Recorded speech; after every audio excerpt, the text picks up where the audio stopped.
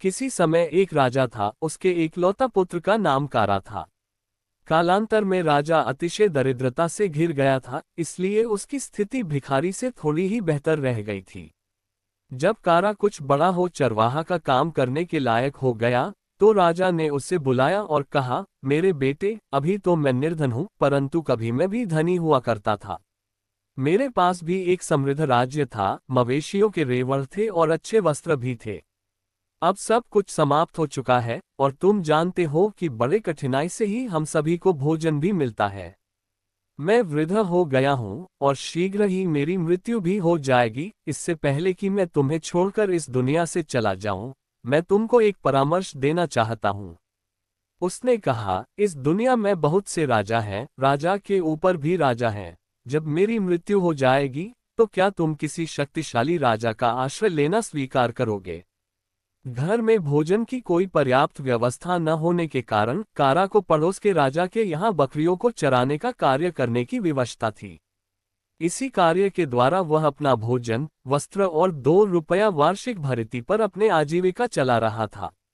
इसके कुछ दिनों के पश्चात उसके पिता का निधन हो गया और कारा अपने नियोक्ता राजा के पास गया, और अपने पिता का श्राद्ध कर्म आदि करने हेतु उसने राजा से कुछ रुपया ऋण स्वरूप देने की मांग की, और राजा को यह वचन दिया कि जब तक कि उनसे ली गई ऋण का भुगतान नहीं कर देता है, वह उनका कार्य करता रहेगा।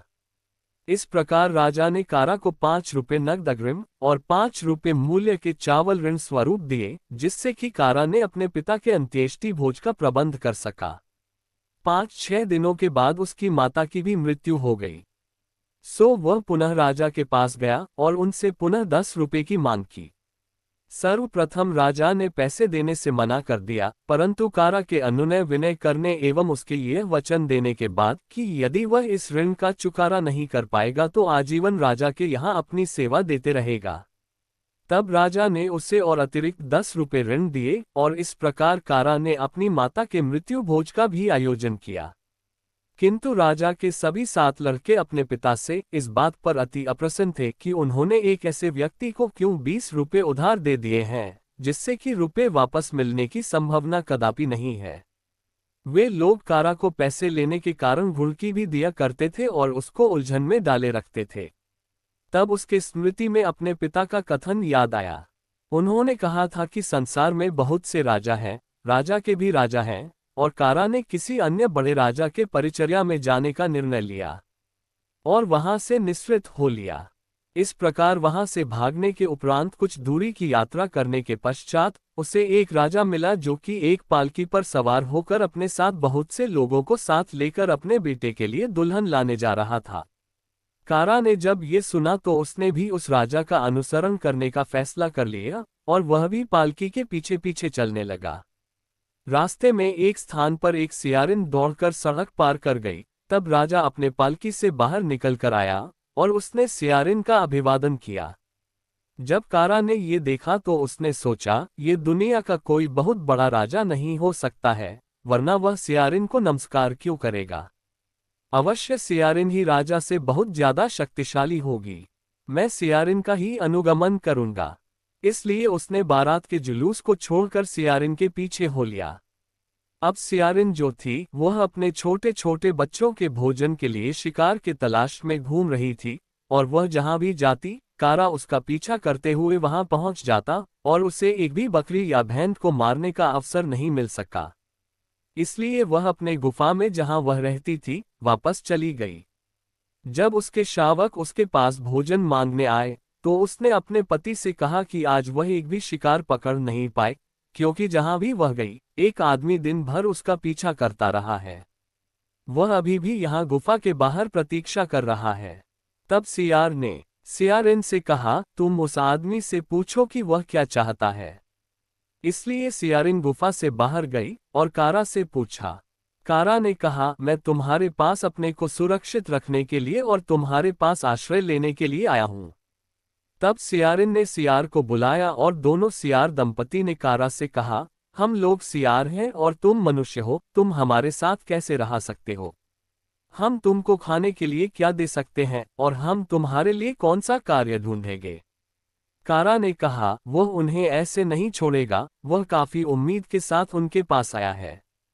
और अंत में सियार युगल को उस पर दया आ गई, और वे आपस में एक दूसरे से सलाह करके बोले कि तुम इतनी अपेक्षा से हम लोगों के पास आए हो, इसलिए हम तुम्हें एक जादुई सौगात देंगे। उन्होंने कारा को एक जादुई गाय दिया जो कि गुफा में ही इनके पास थी। और कारा से कहा, क्योंकि तुमने हम पर विश्वास किया है इसलिए हमने तुमको लाभ पहुंचाने का निर्णय लिया है। तुम ये गाय ले लो, यदि तुम इसे माँ कहकर संबोधित करोगे तो ये गाय तुम्हारी प्रत्येक इच्छा को पूरी करेगी, किंतु अन्य लोगों के सामने इससे कुछ मत मांगना, अन्यथा लोग इसे तुमसे छीन लेंगे, और यदि कोई तुमको कोई किसी प्रकार का प्रलोभन भी दे तो भी इसे छोड़ मत देना। तब कारा ने उनको धन्यवाद दिया और उनसे आशीर्वाद ग्रहण कर गाय को लेकर अपने घर की ओर चल पड़ा। रास्ता में जब वह तालाब के नजदीक आया तो उसकी इच्छा स्नान करने और फिर भोजन करने की हुई। जब वह स्नान कर रहा था तो उसने एक महिला को तालाब के दूसरे किनारे पर कपड़ा साफ करते देखा, लेकिन उसने सोचा कि वह महिला उस पर ध्यान नहीं देगी, इसलिए वह गाय के पास गया और कहा, माँ, मुझे बदलने के लिए कपड़ा दो। उसके बाद गाय ने वमन करके कुछ नए वस्त्र दे दिए और वह उसको पहन लिया। अब वह बहुत भला आदमी लग रहा था। तब उसने गाय से कुछ खाने की मांग की और गाय ने उसे दे दिए। तब उसने खाना खा लिया। अब वह महिला जो कि तालाब के दूसरे किनारे पर थी, ये सब कुछ होते हुए देख लिया और भागकर अपने घर गई और अपने पति से जो देखा था वह सारा वृतांत कह सुनाया। और पत्नी ने पति से जिद किया कि किसी भी प्रकार वह उससे वह जादुई गाय प्राप्त कर ले। यद्यपि उसका पति इस पर भरोसा नहीं किया, किंतु इस घटना का परीक्षण करने का सोचा। इसलिए वे दोनों कारा के पास गए और उससे पूछा कि वह कहाँ जा रहा है, और उन्होंने कारा को रात्रि में अपने घर में ठहरने, भोजन करने और रात में उसके गाय को खाने के लिए घास देने का प्रस्ताव दिया। कारा ने उनके निमंत्रण को स्वीकार कर लिया और उनके घर चला गया। वहां उन्होंने कारा को सोने के लिए अपना अतिथि कक्ष दिया और पूछा कि वह क्या खाना चाहेगा, किंतु कारा ने कहा कि वह रात में भोजन नहीं करेगा।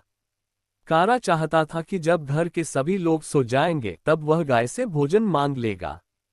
तब दोनों पति और पत्नी ने एक योजना बनाई और ये दिखावा किया कि उन दोनों में बड़ा ही उग्र झगड़ा हुआ है, और दोनों एक दूसरे को कुछ देर तक गाली गलौज देने के बाद पति गुस्से में तमक कर घर से बाहर चला गया और ये दिखावा किया कि वह घर से भाग गया है। लेकिन कुछ दूर जाने के पश्चात वह दबे पांव चुपके से अतिथि कक्ष में लौट आया और छत पर एक छकड़ा गाड़ी का ऊपरी भाग रखा हुआ था, वह उसी छकड़ा गाड़ी में चढ़कर अपने आप को छुपा लिया। कारा को इसके बारे में कुछ पता नहीं चला। जब कारा ने सोचा कि घर के सभी लोग सो गए हैं तो उसने गाय से कुछ भोजन सामग्री मांगी और उत्तम भोजन कर सोने चला गया। वह आदमी जो कि ऊपर छुपा हुआ था वहां से सब कुछ देख रहा था और उसने यह पाया कि उसकी पत्नी ने जो कुछ भी बताया वह सत्य था। इसलिए मध्य रात्रि में वह जहां वह छुपा हुआ था उससे नीचे उतरा और कारा के जादुई गाय को अपने साथ ले गया और अपने गायों बीच उसी रंग के गाय से मिलता जुलता रंग के गाय के साथ बदल कर रख दिया। अगले दिन प्रातः काल में कारा जगा और अपने गाय के पगहा को खोलकर आगे की यात्रा करने के लिए जाना चाहा, किंतु गाय ने कारा का अनुकरण नहीं किया। तब कारा ने देखा कि यह गाय तो दूसरी है, बदली हुई है, और उसने आतिथेय को बुलाया और उस पर गाय के चोरी का आक्षेप लगाया। उस व्यक्ति ने इस अभियोग को अस्वीकार कर दिया और उससे कहा कि किसी भी ग्रामीण से पूछ लो जिसने कारा को कल यहाँ गाय को लाते हुए देखा हो। अब किसी ने कारा को कल गाय लाते नहीं देखा था, लेकिन कारा इस बात पर दृढ़ रहा कि उसकी गाय बदल दी गई है। वह गांव के प्रधान और ग्रामीणों को इस विषय के निराकरण के लिए बुलाने गया, लेकिन चोर ने 100 रुपये ग्राम प्रधान को एवं ग्रामीणों को 100 रुपये रिश्वत दिए और इस बात के लिए उनको राजी कर लिया कि वे निर्णय उसके पक्ष में देंगे। इस प्रकार जब ग्राम प्रधान एवं ग्रामीण फैसला करने आए तो उन्होंने कारा से कहा कि आज प्रातः काल में उसे जो गाय रस्सी से बंधी मिली है वही गाय उसकी है, वह उसे अपने साथ लेकर चला जाए। कारा ने इस निर्णय का प्रतिरोध किया और कहा अब वह उसको बुलाएगा जिससे उसने ये गाय लिया है, और वह अपने गाय को इंगित कर अपना बताते हुए कहा कि उसे लेकर ही यहाँ से जाएगा। उनको ये भी कहा कि जब वह यहाँ से जाएगा उतने देर के लिए ये गाय उनकी जिम्मेदारी में है। और वह तेजी से सियारों के गुफा की ओर चल पड़ा। सियारों को किसी प्रकार यह ज्ञात हो चुका था कि कारा के पास से गाय ठग ली गई है, और उन्होंने मिलते ही कहा, अच्छा, तुमने अपने गाय को खो दिया है। और कारा ने जवाब दिया कि वह उन्हें अपने एवं ग्रामीणों के मध्य हुए विवाद में न्यायाधीश बनाकर ले जाने हेतु आया है। इसलिए दोनों सियार कारा के साथ गांव चले गए, और कारा सीधे ग्राम प्रधान के पास ये कहने के लिए चला गया कि वह सभी ग्रामीणों को इकट्ठा कर ले। इस बीच दोनों सियार एक पीपल के पेड़ के नीचे चटाई बिछाकर बैठ गए। जब सभी ग्रामीण जमा हो गए, तब सियार ने बोलना आरंभ किया और कहा, यदि एक न्यायाधीश रिश्वत लेता है तो उसके वंश के कई पीढ़ी को इहलोक एवं परलोक दोनों में विष्ठा खाना पड़ेगा, लेकिन यदि वह प्रजा के बीच अपराध स्वीकरण कर लेता है तो उसे इस सजा से मुक्ति मिल सकती है। यही हमारे पूर्वजों ने कहा है। और जो व्यक्ति किसी को धोखा देता है तो उसे नरक में जाना पड़ेगा, ये भी पूर्वजों ने ही कहा है। अब तुम सभी इस विषय में ईमानदारी से जांच करो। हम लोग ईश्वर के समक्ष निष्पक्षतापूर्ण न्याय करने की शपथ लेंगे और शिकायतकर्ता और अभियोगी को भी यह शपथ लेना होगा। ये सुनकर ग्राम प्रधान का अंतःकरण व्यथित हुआ और उसने स्वीकार किया कि उसने 100 रुपये रिश्वत लिया है, और ग्रामीणों ने भी स्वीकार कि उनको 100 रुपये रिश्वत दिया गया है। तब सियार ने अभियुक्त से पूछा कि उसको इस पर क्या कहना है, किंतु वह अडिग रहा कि उसने गाय को नहीं बदला है। तब सियार ने कहा कि यदि वह कसूरवार साबित हो जाता है तो वह क्या क्षतिपूर्ति देगा। उस व्यक्ति ने कहा वह इसका दुगना भुगतान करेगा। तब सियार ने गांव वालों को गवाह बनाया कि इस व्यक्ति ने अपने लिए क्या सजा तय किया है, और सियार ने प्रस्ताव रखा कि वह और उसकी पत्नी दोनों सियार मवेशियों के समूह में जाएंगे, और यदि वे उस गाय को पहचान लेते हैं जिसे कि कारा अपना बताता है, तो यह निश्चित प्रमाण होगा कि वही गाय कारा का है। इसलिए दोनों सियार साथ जाकर और गाय को चुनकर बाहर ले आए। ग्रामीण अचंभित हो चिल्ला उठे, यही न्याय है। वे इतनी दूर से आए हैं और एक बार में ही गाय को पहचान लिया। वह आदमी जिसने की चोरी की थी, उसके पास देने के लिए अब कोई जवाब नहीं था। तब सियार ने कहा, तुमने स्वयं ही वादा किया था कि द्विगुणित दंड दोगे। तुमने 100 रुपया प्रधान को और 100 रुपया ग्रामीणों को दिया, और जिस गाय को तुमने चुराया था उसका मूल्य 200 रुपया है, सब मिला करके 400 रुपया हुआ। इस प्रकार तुमको 800 रुपया दंड देना होगा। और उस व्यक्ति को 800 रुपया दंड देना पड़ा। सियार ने सब पैसा ग्रामीणों में वितरित कर दिया, केवल 10 रुपया कारा को दिया और अपने लिए कुछ नहीं रखा। तब कारा और सियार गाय को साथ लेकर विदा हुए, और गांव से बाहर निकलने के पश्चात सियार ने दोबारा कारा को सतर्क किया कि किसी के सामने गाय से कुछ भी न मांगे, और विदाई लेकर अपने घर के लिए रवाना हो गया। कारा अपना यात्रा जारी रखा और शाम को वह आम के एक बड़े बगीचा में पहुंचा, जहां रात्रि विश्राम के लिए कई गाड़ीवान पहले से ठहरे हुए थे। इसलिए कारा उन गाड़ीवानों से थोड़ी दूरी पर एक पेड़ के नीचे रुक गया और अपनी गाय को एक पेड़ के जड़ से बांध दिया। शीघ्र ही आंधी आ गई और सभी गाड़ीवान अपने अपने गाड़ियों के नीचे आश्रय लिए, और कारा ने गाय से एक तंबू की मांग की और वे दोनों रात में उस तंबू में रहे। पूरी रात बड़े जोरों की वर्षा होती रही, और प्रातः काल में गाड़ीवानों ने तंबू देखा और उन्हें काफी आश्चर्य हुआ, ये कहाँ से आया। और वे इस निष्कर्ष पर आए कि यह गाय ने ही दिया होगा, ये गाय जादुई है। इसलिए उन्होंने गाय को चुरा लेने का मन बनाया। कारा को दिन में, जबकि सभी गाड़ीवान वहीं आसपास ही थे, गाय से तंबू को निगल जाने के लिए कहने की हिम्मत नहीं हुई। इसलिए वह अगले दिन और रात तक वहीं रुका रहा और गाय को तंबू से अलग रखा। जब कारा को नींद आ गई तो कुछ गाड़ीवान आए और गाय को लेकर चले गए और उसके स्थान पर एक बछड़ा सहित दूसरी गाय को रख दिए। और उन लोगों ने उस जादुई गाय को आम के गठरी से लदे छकड़े के गठरी के पीछे छिपा दिया। प्रातःकाल कारा ने अचानक देखा कि क्या घटना घटी है, और वह गाड़ीवानों के पास जाकर पूछा और उन पर चोरी का दोषारोपण किया। वे सभी इस मामले में किसी प्रकार की जानकारी के होने से इनकार किया और कहा कि वह चाहे तो अपनी गाय को खोज ले। इसलिए वह छावनी में खोजने लगा, लेकिन गाय को नहीं खोज पाया। तब वह गांव के प्रधान को और चौकीदार को कहा, वे भी नहीं खोज पाए, और कारा को सलाह दिया कि उसी गाय और बछड़ा को रख ले, ये दोनों पहले वाली अकेली गाय से तो अच्छे हैं। लेकिन उसने वर्जित कर दिया और कहा कि वह दंडाधिकारी के पास अभियोग लगाएगा और उसने प्रधान से वचन लिया कि जब तक वह वापस आ नहीं जाता है वह इन गाड़ीवानों को यहाँ से जाने नहीं देगा। इसलिए वह एक मुस्लिम दंडाधिकारी के पास गया और यह संयोग की बात थी कि वह एक ईमानदार आदमी था जो रिश्वत नहीं लेता था। वह केवल न्याय करता था और अमीर गरीब में किसी प्रकार का कोई भेदभाव नहीं करता था।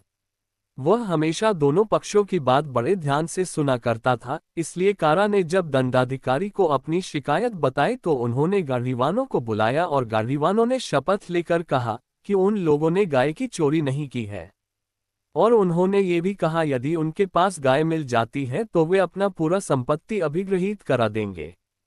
दंडाधिकारी ने छावनी में तलाशी के लिए पुलिस को भेजा। पुलिस ने गट्ठर के ढेर में से गाय को खोज निकाला। गाय के चारों ओर गट्ठों को रखकर बीच में छिपा दिया गया था और उसी के अंदर गाय मिली। गाय को दंडाधिकारी के पास ले जाया गया। तब दंडाधिकारी ने आदेश दिया कि गाड़ीवानों को अपना संकल्प पूरा करना होगा, नहीं तो उनको जेल में बंद कर दिया जाएगा, और उन गाड़ीवानों ने अपनी पूरी संपत्ति कारा को दे दिया। इसलिए कारा ने सभी माल असबाब गट्ठर को गाड़ी पर लाद करके आनंद पूर्वक अपने घर की ओर चल पड़ा। पहले तो गांव वाले उससे पहचान नहीं पाए कि यह जो इतने संपत्ति के साथ आया है कौन है, लेकिन कारा ने अपना परिचय दिया। तब वे बहुत ही अचंभित हुए और बड़े ही प्रसन्नता से उसको एक शानदार घर बनाने में मदद किया। तब कारा राजा के पास गया जहां से उसने अपने माता पिता के श्रद्धा कर्म के लिए रुपया उधार लिया था। उसने जो भी राजा का पावना था उससे राजा को लौटा दिया। राजा कारा से बहुत प्रसन्न हुआ और उसने अपनी बेटी का विवाह कारा के साथ कर दिया। कुछ दिनों के बाद कारा ने अपने श्वशुर के राज्य में से अपना हिस्सा लिया और उसके बाद बड़े ही समृद्धि पूर्वक रहने लगा। दोस्तों, ये कहानी आपको कैसी लगी? अगर ये कहानी आपको थोड़ी सी भी पसंद आई हो तो सब्सक्राइब करना ना भूले, क्योंकि आपका सब्सक्राइब ही हमारी साहस होगी और हम आशा करते हैं कि आप हमारी हिम्मत और साहस को टूटने नहीं देंगे। धन्यवाद।